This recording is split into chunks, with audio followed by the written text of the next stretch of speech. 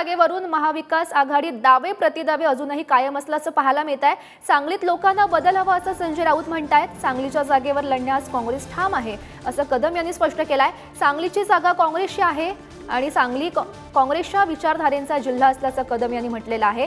दिल्लीत सांगलीच्या जागेबाबत चर्चा झाल्याचं सुद्धा कदम म्हणतात। कारण सांगलीमध्ये सगळ्यांना बदल हवा आहे।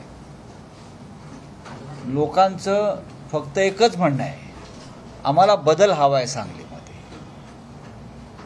आणि तो बदल जर आपल्याला घडवायचा असेल तर सांगलीमध्ये एकास एक लढत व्हावी, ही सगळ्यांची, सगळ्या ज्येष्ठ नेत्यांची, सर्व पक्षीय भारतीय जनता पक्षातल्या लोकांची सुद्धा हीच मागणी आहे, एकास एक लढत करा म्हणून।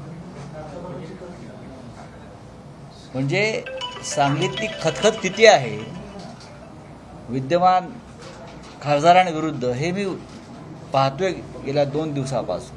नाही, आमचं म्हणणं जे सुरुवातीपासून आहे तेच आहे आणि ते काय व्यक्तिगत माझं म्हणणं नाही आहे। सांगली जिल्ह्याच्या लोकांचं ते म्हणणं आहे, काँग्रेस पक्षाच्या विचारधारेला मांडणाऱ्या त्या सांगली जिल्ह्यातील लोकांचं म्हणणं आहे, काँग्रेस पक्षाच्या कार्यकर्त्यांचं म्हणणं आहे की सांगली जिल्ह्याची जागा ही काँग्रेस पक्षाची आहे, परंपरेने काँग्रेस पक्षाची आहे।